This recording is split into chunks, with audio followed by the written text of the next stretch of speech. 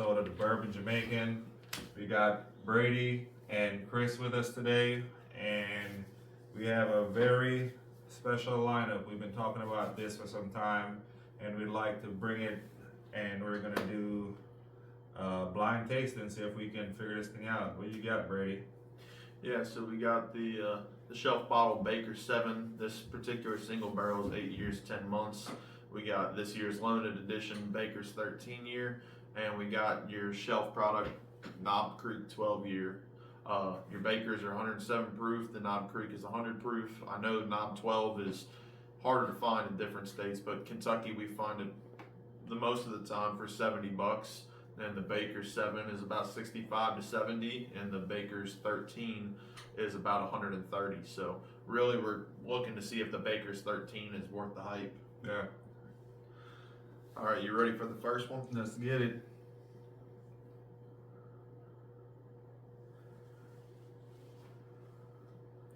Really oaky and like honey maybe, and some brown sugar.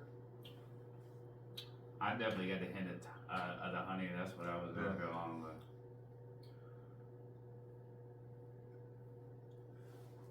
with. Got a nice, like Wow, a good, like a bold flavor to it. It's not just it's like a peanut butter. yeah. Peanut butter honey. You get a lot of peanut taste with a lot of Jim Beam products. As you can probably see already, none of these are fresh cracks tonight. The Baker 7 and 13 have only had glass out of them, and it was probably a month ago. Yeah, that drink real smooth. It's really smooth. Yeah. But I don't know which one this is. I've never had none of them. I've had the Knob Creek 12, but I never had the Baker's 7 or the 13. It's so oily. Yeah, you don't get much on the palate, like other than what the mouthfeel. But once it goes down, it's like an explosion of flavor that's going in there. Anywhere from the charred oak to the nutty peanut butter, taste in it. It's easy to drink. It's smooth, goes down real nice. Everything that I would probably put my friends that haven't drank bourbon onto this. Honestly, Really easy to drink, very viscous. So we're on to glass number 2 on the blind taste. A lot oakier. A lot sweeter too. you got a lot more ethanol on the nose. Yeah. So, Oak, brown sugar.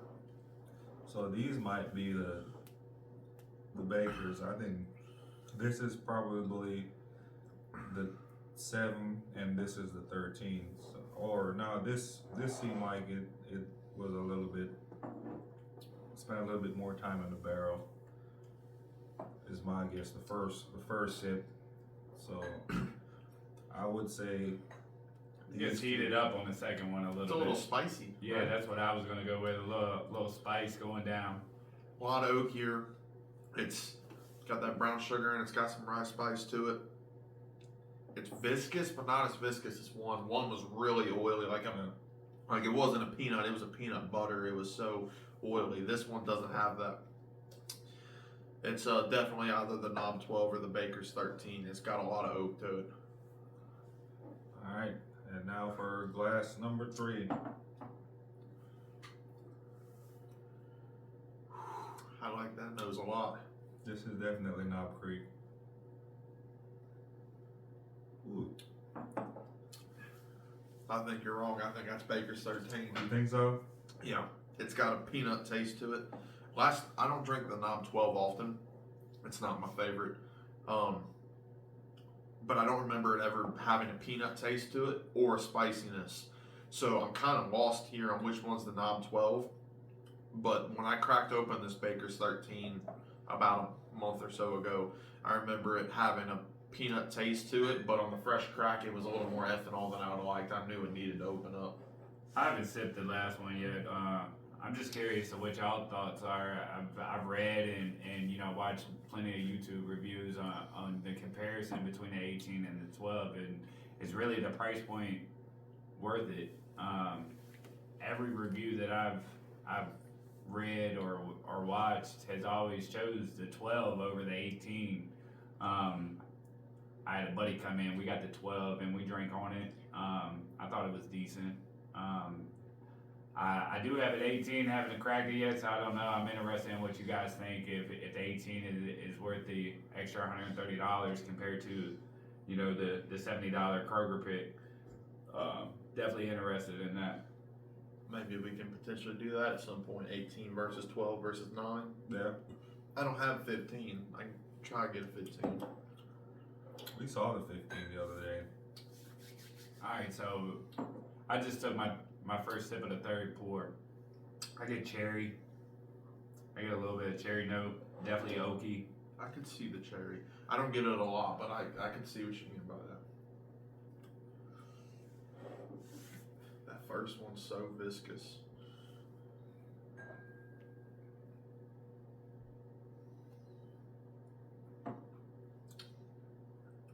Coming back to it, going 1, 2, 3, and then back to 1. 1 almost doesn't even taste like anything. Yeah.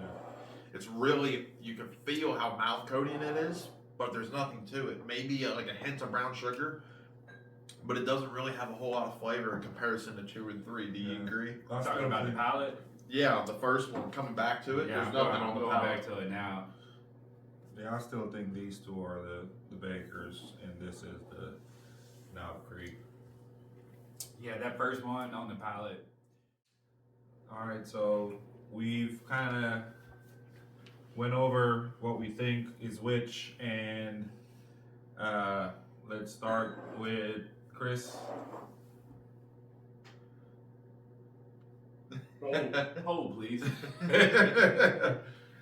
All right, Chris is still contemplating if which one is which. He's stuck in between. You got a I first think- to third? Yeah, I've set my glasses up. So what's your last place?